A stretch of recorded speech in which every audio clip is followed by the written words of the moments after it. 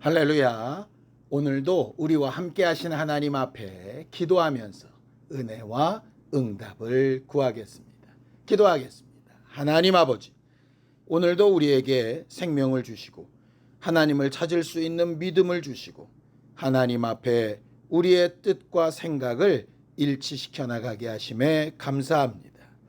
하나님이 우리와 함께 하심으로 우리를 형통케 하시는 증거를 보게 하여 주시옵시고 그 간증과 고백으로 다른 이들을 유익하게 하는 교회가 되게 하여 주시옵소서. 예수님의 이름으로 기도하였습니다. 아멘. 하늘에 계신 우리 아버지여, 이름이 거룩히 여김을 받으시오며 나라가 임하옵시며 뜻이 하늘에서 이룬 것 같이 땅에서도 이루어지이다. 오늘날 우리에게 일용할 양식을 주옵시고 우리가 우리에게 죄 지은 자를 사하여 준 것 같이 우리 죄를 사하여 주옵시고 우리를 시험에 들게 하지 마옵시고 다만 악에서 구하옵소서. 나라와 권세와 영광이 아버지께 영원히 있사옵나이다. 아멘. 찬송가 384장 함께 찬양하겠습니다. 384장입니다.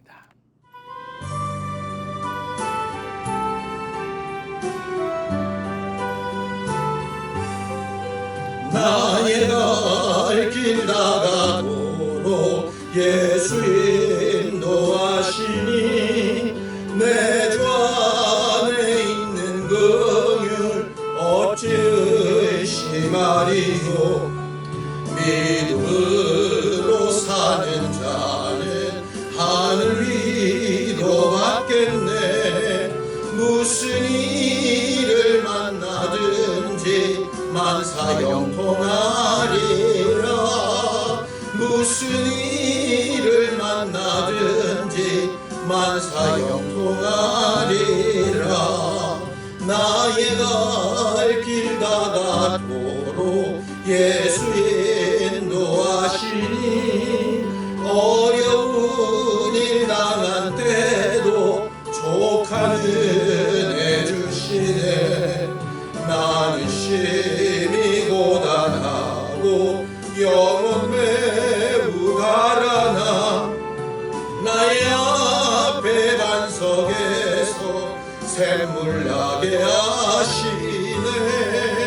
나의 앞에 반석에서 샘물 나게 하시네. 이 갈 길 다가도록 예수 인도하시니 그의 사랑 어찌 큰 말로 할 수 없도다. 성령 감화받은 영혼을 날아갈 때에 영영 부를 나의 찬송 예수 인도하셨네. 영영 부를 나의 찬송 예수 인도하셨네.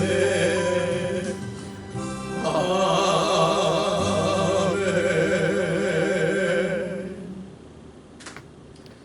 하나님 아버지, 우리가 매 순간 생각하고 판단하고 선택하는 길들이 하나님이 계획하시고 우리에게 베풀려 하시는 형통한 것들이 되게 하여 주셔서 하나님과 함께하는 행복하고 거룩한 삶을 살아갈 수 있도록 역사하여 주시옵소서.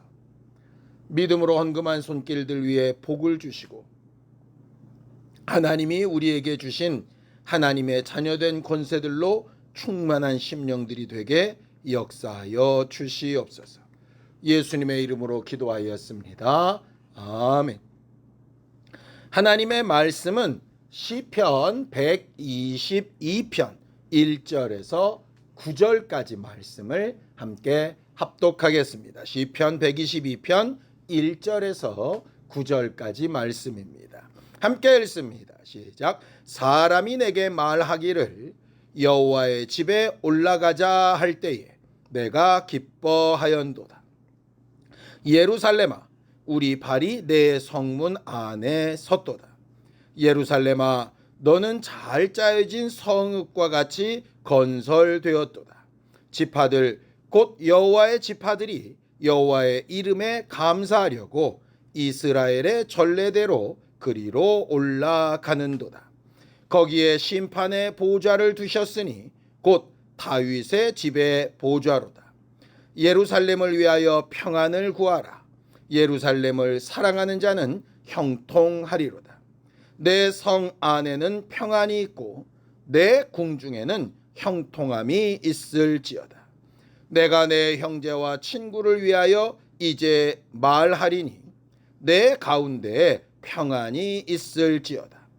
여호와 우리 하나님의 집을 위하여 내가 너를 위하여 복을 구하리로다. 아멘.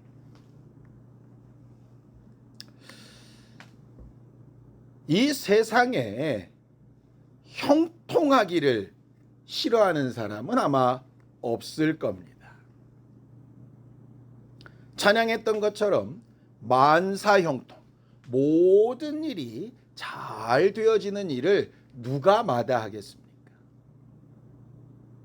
그런데 형통하다, 과연 이 형통하다라는 게 정확하게 무슨 뜻일까 해서 찾아봤어요.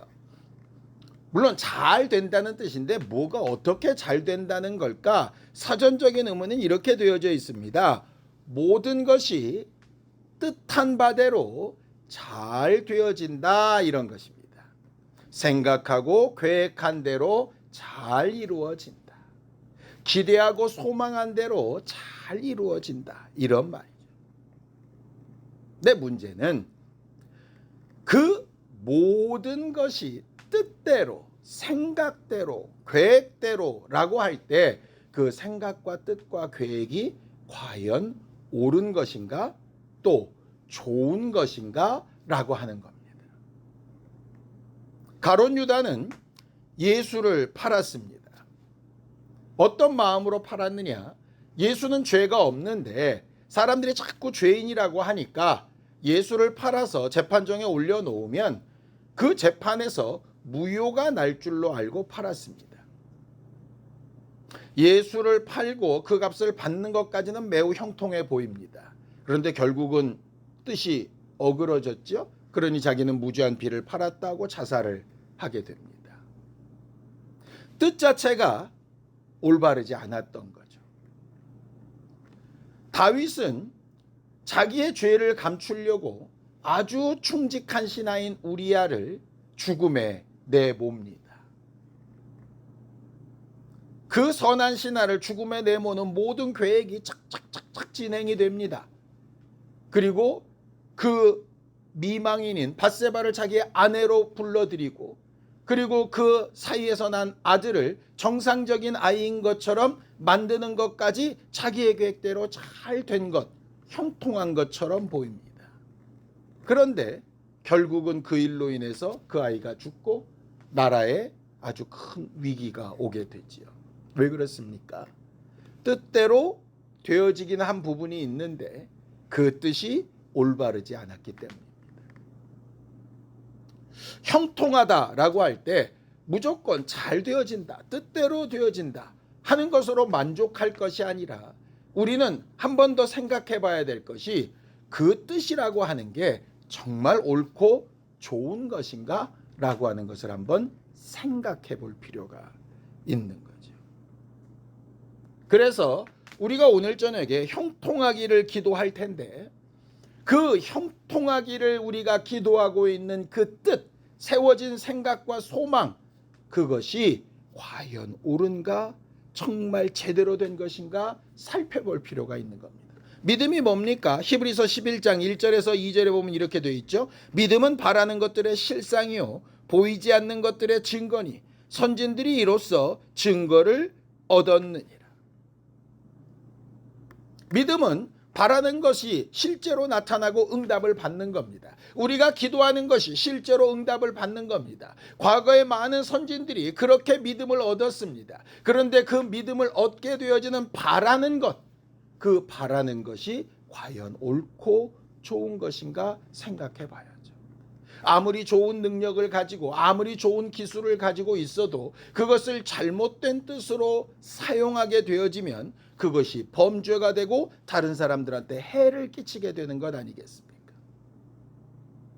그래서 우리는 바라고 소망하고 기도하고 몸부림치고 간구하고 하기 이전에 분명한 것을 먼저 한번 생각해 봐야 됩니다. 내가 가지고 있는 품은 이 뜻과 소망함이 과연 옳은 것인가? 어떻게 하면 우리의 뜻과 우리의 생각이 옳고 좋은 것인지를 분별할 수 있을까요? 성경에는 하나님의 명령으로 형통에 대해서 설명하시는데 이런 전제 조건을 두신 게 있습니다. 신명기 29장 9절입니다. 함께 읽죠. 그런즉 너희는 이 언약의 말씀을 지켜 행하라. 그리하면 너희가 하는 모든 일이 형통하리라. 이렇게 되어 있습니다. 형통하려면 먼저 있어야 될 것은 하나님이 약속하신 언약의 말씀을 먼저 생각하고 그 말씀으로 너희 행동을 제어하라. 이렇게 되어져 있습니다. 무슨 얘기입니까? 우리가 모든 것이 바라는 바대로 뜻대로 되어지는 것이 형통인데 그 바라는 바와 뜻이 무엇을 근거로 해야 된다는 얘기냐? 언약하신 말씀, 하나님의 생각과 소망에 그 뜻을 두어야 한다라는 것입니다. 그래서 하나님의 말씀에서 가르치는 형통함은 무조건 잘 되는 것이 아니라 하나님의 뜻대로 잘 되어지는 것입니다. 예수 그리스도께서 십자가에 달려 죽으시고 무덤에 들어가시는 것은 절대로 형통과 관련이 없어 보입니다. 그런데 하나님의 언약하신 말씀과 그 뜻대로 되어지는 일이라고 볼 때는 그것은 매우 형통한 일이지. 왜냐? 하나님이 가지신 뜻은 우리의 뜻과 달리 매우 온전하고 선하신 것이기 때문에 그렇습니다. 우리가 가진 뜻, 우리가 바라는 바는 때로는 육체의 정욕을 따른 것도 있고 때로는 남들의 희생을 전제로 하는 경우도 있습니다. 그런데 하나님이 품으신 뜻은 선하시고 온전하시다라고 되어져 있죠. 로마서 12장 2절입니다. 너희는 이 세대를 본받지 말고 오직 마음을 새롭게 함으로 변화를 받아 하나님의 선하시고 기뻐하시고 온전하신 뜻이 무엇인지 분별하도록 하라라고 이렇게 되어져 있죠. 그래서 우리는 형통하기를 구하는 것도 중요하지만 그것보다 먼저 내가 품은 뜻이 하나님의 선하시고 기뻐하시고 온전하신 뜻에 맞는 것인가 생각해 봐야 될 필요가 있습니다. 성경에 보면 형통한 사람이라는 얘기를 아브라함에게도 쓰고 있고 요셉에게도 쓰고 있습니다. 아브라함이 뭐 그렇게 형통했습니까? 나이가 들어도 아이가 없고 아이를 가져보려고 아무리 애써도 안 되고 자기가 있는 고향 땅을 떠나서 유리방황하고 하나님이 주신 땅에 머물려고 했는데 거기에 기근이 있어가지고 애굽에 가서 아내를 뺏길 뻔하고 뭐 이런 여러 가지 어려운 일들이 있었지 않습니까? 그런데 그가 어떻게 형통하죠? 더한 사람은 이것입니다. 창세기 39장 22절에서 23절입니다. 간수장이 옥중 죄수를 다 요셉의 손에 맡김으로 그 재반 사물을 요셉이 처리하고 간수장은 그의 손에 맡긴 것을 무엇이든지 살펴보지 아니하였으니 이는 여호와께서 요셉과 함께 하심이라. 여호와께서 그를 범사에 형통하게 하셨더라. 아니, 감옥에 갇힌 죄인입니다. 그 가운데서 다른 죄인들을 다스리는 권한을 얻었다고 그 죄인인 신분이 바뀐 것은 아니지 않습니까? 그가 죄인이 된 것도 자기가 죄를 지어서가 아니라 모함을 당해서 된 것 아닙니까? 그렇게 모함을 당해 들어간 감옥 안에서 형통해 봐야 뭐가 얼마나 형통한 겁니까? 그런데 하나님은 그걸 형통이라고 하십니다. 왜냐? 하나님이 뜻하신 바대로 요셉을 먼저 애굽에 보내시고 요셉을 애굽의 총리가 되게 하셔서 큰 기근이 있을 때 야곱과 그 후손들을 살리시고 하나님의 백성 아브라함의 후손들을 애굽을 모판 삼아서 크게 왕성하게 하셨다가 다시 그들을 가나안 땅으로 데려가시는 크고 원대하신 계획 안에 요셉은 한 부분이었기 때문에 그렇습니다. 이렇게 우리가 살아가면서 기도하며 하나님 앞에 뜻한 바가 여러 가지가 있지만 그것은 하나님의 원대하신 뜻 가운데 한 부분이기 때문에 그 부분을 우리가 어떻게 분별할 거냐 하는 것은 매우 중요합니다. 때로는 내 뜻대로 되지 않아서 낙심될 수 있으나 하나님의 뜻에 합할 수 있고 내 뜻에 정말 맞아서 너무 즐겁고 행복할 수 있으나 하나님의 뜻에서 어긋나 있을 수도 있겠죠. 아까 말씀드렸던 예수 그리스도의 십자가 사역과 같은 내용입니다. 오늘 본문에도 보면 예루살렘 교회와 형통이라고 하는 것을 이렇게 연결한 것이 그 이유에 있습니다. 시편 120편 6절에서 7절입니다. 예루살렘을 위하여 평안을 구하라. 예루살렘을 사랑하는 자는 형통하리로다. 내 성 안에는 평안이 있고 내 궁중에는 형통함이 있을지어다. 이 말씀을 주로 교회를 사랑하고 교회를 위해서 기도하고 그러면 복 받습니다, 이렇게 해석을 합니다. 뭐 꼭 틀린 말은 아닙니다. 정확한 얘기는 이렇게 되는 겁니다. 예루살렘은 성전이 있는 자리고 성전은 하나님의 말씀과 이름이 있는 곳입니다. 그 성전을 먼저 생각한다는 것은 하나님의 말씀과 하나님의 이름의 영광을 먼저 생각한다는 겁니다.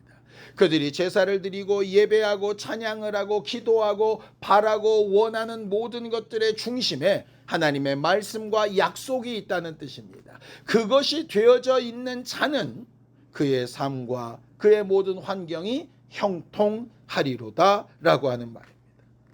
결과적으로 예루살렘을 사랑한다라고 하는 것은 예루살렘이란 도시, 성전이라고 하는 건물, 어떤 제사 제도를 사랑한다는 것이 아니라 그것을 명령하신 하나님의 말씀, 그 말씀 안에 있는 하나님의 뜻, 그것을 귀히 여기고 그것을 우선시 생각하고 그것으로 우리의 삶을 판단할 때에 그렇게 사랑하는 자에게 하나님이 형통함을 주시겠다는 거죠. 시편 122편 9절입니다. 여호와 우리 하나님의 집을 위하여 내가 너를 위하여 복을 구하리로다. 그러므로 우리가 기도할 때 뭘 어떻게 기도해야 되느냐? 하나님의 뜻이 무엇인지 분별하도록 기도해야 되고 하나님의 집을 위하여 하나님의 말씀을 위하여 내가 무엇을 먼저 깨달아야 되는지 기도해야 되고 그 다음에 그것을 당하는 모든 사람들과 다른 가정들을 위해서도 형통함을 기도할 필요가 있는 것이죠. 예수께서 새벽 미명부터 밤중까지 왜 그렇게 공생의 기간 동안 기도하셨겠습니까? 하나님의 뜻이 어디를 향하고 어떻게 하는 것이 형통한 것인가 라고 하는 것을 기도하셨기 때문 아니겠습니까? 우리가 교회 생활을 하다 보면 서로를 위해서 기도할 때가 있습니다. 병 낫기를 위해서 기도하고 잘 되어지기를 위해서 기도하고 바라는 것이 이루어지는 것을 위해서 기도하고 여러 가지 기도 제목들을 가지고 있습니다. 좋습니다. 무엇이든 기도할 수 있습니다.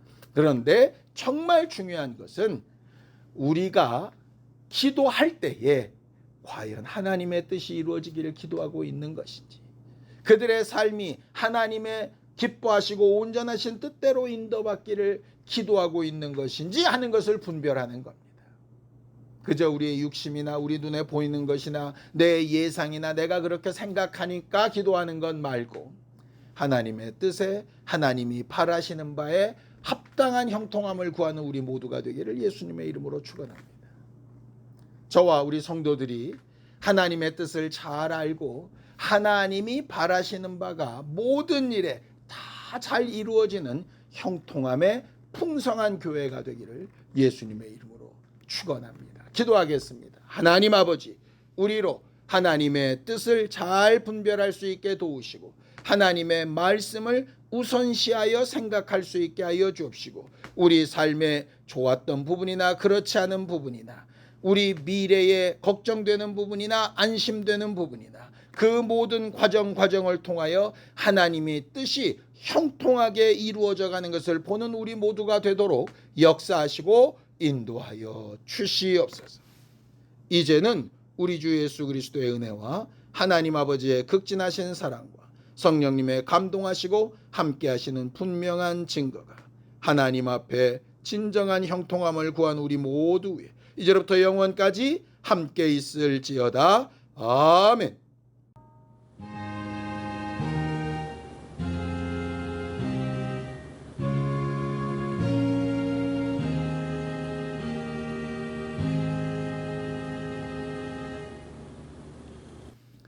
하나님의 뜻대로 잘 되어지는 형통함을 구하며 함께 기도하시겠습니다.